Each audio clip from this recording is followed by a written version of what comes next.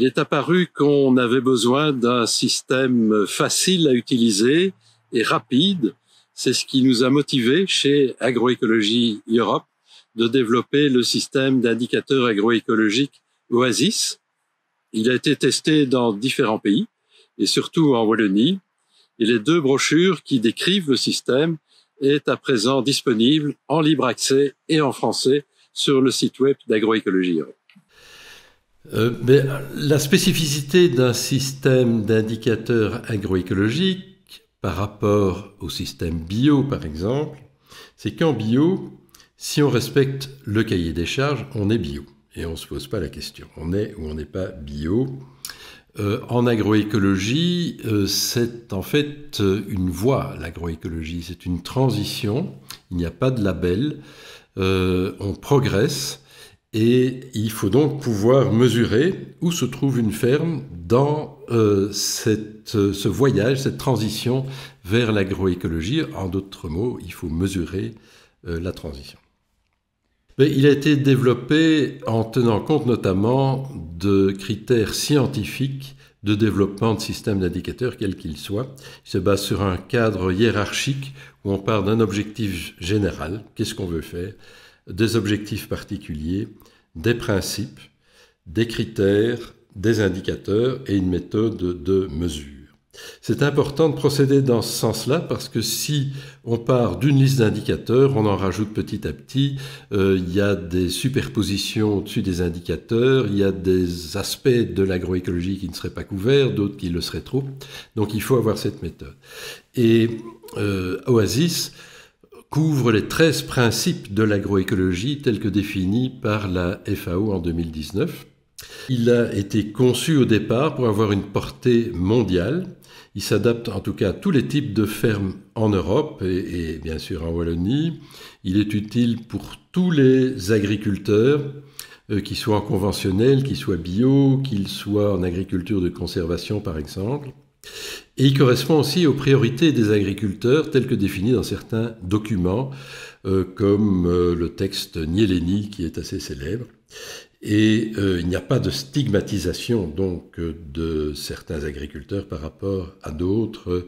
Il n'y a pas de bons et de mauvais résultats. Mais il est basé sur une interview d'1 heure entre un enquêteur et un agriculteur qui répond aux questions. Ça se fait sous forme de conversation. Les indicateurs sont simples et compréhensibles par tous. Pour chaque indicateur est noté sur une échelle de 1 à 5. 1 correspond à l'agriculture conventionnelle, 5 un système agroécologique parfait. Et la méthodologie est très clairement définie, donc on sait où on va, on sait comment concrètement évaluer chaque indicateur. La structure a été conçue en 5 dimensions. Tout d'abord, il y a les techniques agroécologiques qui intéressent beaucoup les agriculteurs. Ensuite, la viabilité économique.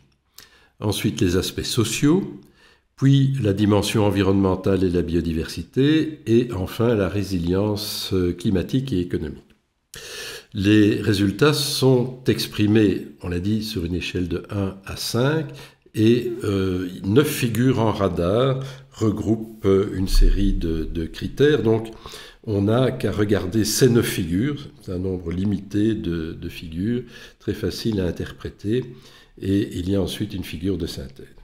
Mais tout d'abord, on fait le diagnostic de la ferme. C'est une sorte de photo par hélicoptère de la ferme dans toutes ses composantes. Donc, c'est une approche système, ce qui permet de discuter déjà avec l'agriculteur des performances agroécologiques de son système.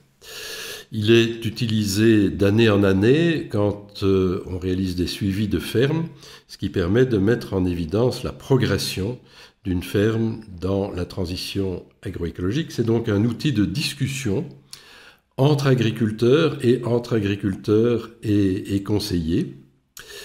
Sur la base de ce diagnostic annuel, les agriculteurs peuvent s'engager à une progression pour l'année suivante sur un certain nombre d'aspects. Et enfin, l'évaluation est participative parce qu'on fait souvent ça en groupe. Il ne s'agit pas seulement d'avoir un dialogue entre un agriculteur et un conseiller, mais l'idéal, c'est d'avoir un groupe d'agriculteurs avec un agronome. Il est utile aux conseillers agricoles parce que le système permet de mieux comprendre une ferme déjà et de permettre aux conseillers d'être plus pertinents pour l'agriculteur à qui il parle. Oasis est intéressant dans le cadre de l'enseignement agronomique parce que quand on lit la liste des indicateurs d'Oasis, on sait ce que c'est que l'agroécologie. Il est utile pour des raisons de recherche, pour récolter des données statistiques, donc aussi utile pour les décideurs et même pour les citoyens qui peuvent mieux comprendre ce que c'est que l'agroécologie et acheter aussi des produits agroécologiques. L'agroécologie est en fait surtout une affaire de transition. C'est la différence avec l'agriculture biologique qui a un label et un cahier des charges et on est ou on n'est pas bio. On peut bien sûr progresser aussi en bio, mais la différence avec l'agroécologie, c'est qu'on n'a pas de cahier des charges et qu'il faut donc mesurer dans quelle mesure une ferme devient agroécologique dans cette transition. Et c'est ce que permet de faire le système d'indicateurs agroécologiques Oasis.